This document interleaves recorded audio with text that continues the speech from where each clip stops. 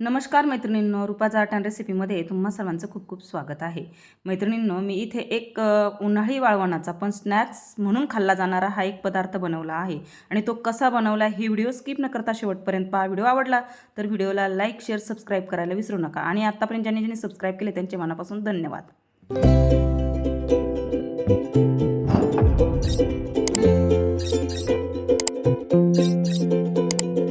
तर चला मैत्रिणींनो, रेसिपीला सुरुवात करू. रेसिपी बनवण्यासाठी इथे 1 किलो पोहे घेतलेले आहेत.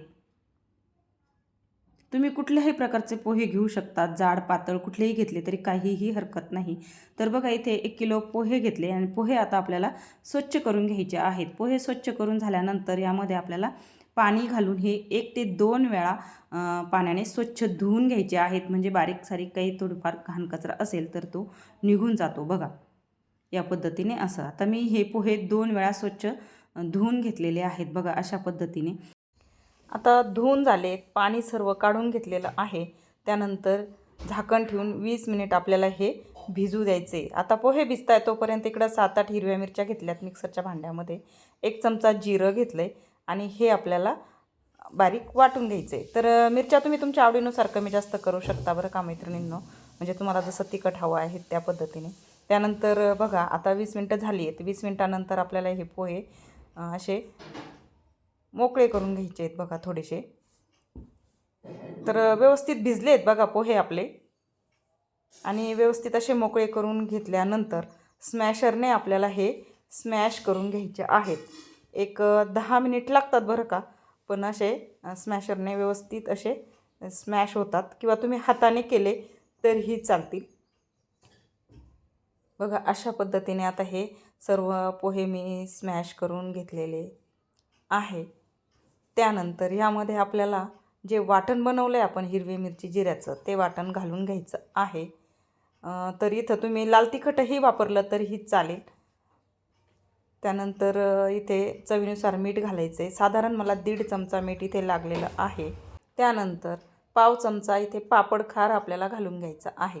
आता पापड खार घालण्याचं कारण म्हणजे त्या चकल्या ज्या आपण बनवतो ना त्या व्यवस्थित अशा फुलतात. तुम्हाला पापड खार जर घालायचा नसेल तर तुम्ही इथे 1 वाटी साबुदाणा भाजून मिक्सरला बारीक दळून आणि ज्यावेळेस आपण पोहे भिजवतो त्यावेळेस आपल्याला तो त्यामध्ये ॲड करायचा आहे. बघा मिरची मसाले सर्व घालून झाल्यानंतर आपल्याला हे आपण ज्या पद्धतीने कणिक मळतो त्या पद्धतीने व्यवस्थित असं हे मळून घ्यायचं आहे. आता बघा इथे मळून झाले. त्यानंतर एक असा आपला जो शेव बनवायचा जो साचा असतो किंवा काही ठिकाणी त्याला सोऱ्याही म्हणतात. तुमच्याकडे काय म्हणतात मला नक्कीच कमेंटमध्ये सांगा. तर असा तो मी एक साचा घेतला आहे. काठी शेवची जी त्याला प्लेट असते ती लावून घेतली आहे आणि मधून थोडंसं तेल लावून घेते. तेल लावल्याने काय होतं ते असं जास्त ते पीठ सोऱ्याला किंवा साच्याला मधून चिकटत वगैरे नाही. तर अशा पद्धतीने मी इथे तेल लावून घेतलं आहे.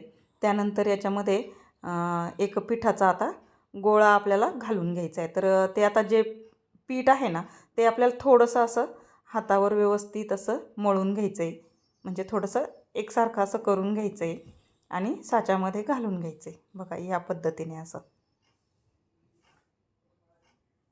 आणि त्यानंतर आपल्याला याच्या चकल्या करून घ्यायच्या. तर आता मी इथे ह्या ताटावरती चकल्या बनवणार आहे किंवा तुम्ही असे कापडावरही घालू शकता.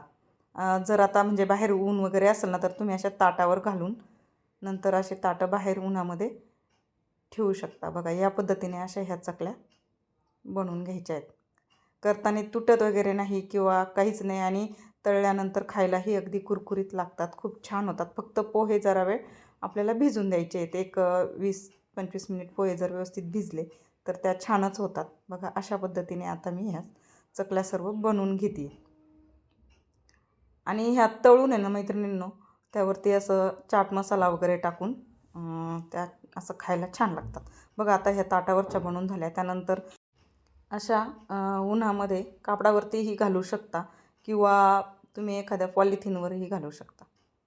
बघा मी आता एका कापडावरती ह्या सर्व चकल्या इथे बनवून घेत आहे आणि ह्या चकल्या आहे ना 2 दिवस कडकडीत उन्हात आपल्याला वाळवून घ्यायच्यात. बघा माझ्या ह्या सर्व आता इथे बनवून झालेल्या आहेत. 2 दिवस अगदी कडकडीत उन्हामध्ये ह्या वाळवून घ्यायच्या आहे. वाळून झाल्यानंतर बघा मी तुम्हाला तळून दाखवते. इथे तेलही बघा आपलं गरम झालं आहे आणि या पद्धतीने बघा किती छान फुलत आहेत त्या. खूप छान चवीला पण होतात आणि असं आपल्याला रिकाम्या वेळेत स्नॅक्स म्हणून ह्या खाता येतील.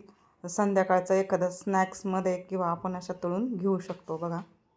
तर मैत्रिणींनो, कशी वाटली तुम्हाला ही उन्हाळ्याची वाळवणाची रेसिपी मला कमेंटमध्ये सांगा. आणि जर रेसिपी आवडली असेल तर आपल्या व्हिडिओला लाईक करा, शेअर करा. चॅनलवरती नवीन असाल तर चॅनलला सबस्क्राईब करा आणि छान छान कमेंट करा. तुमच्या कमेंटने ना असे नवनवीन रेसिपीज बनवायला प्रोत्साहन मिळतं. तर चला भेटू अशाच नवीन रेसिपीसोबत. तोपर्यंत बाय बाय.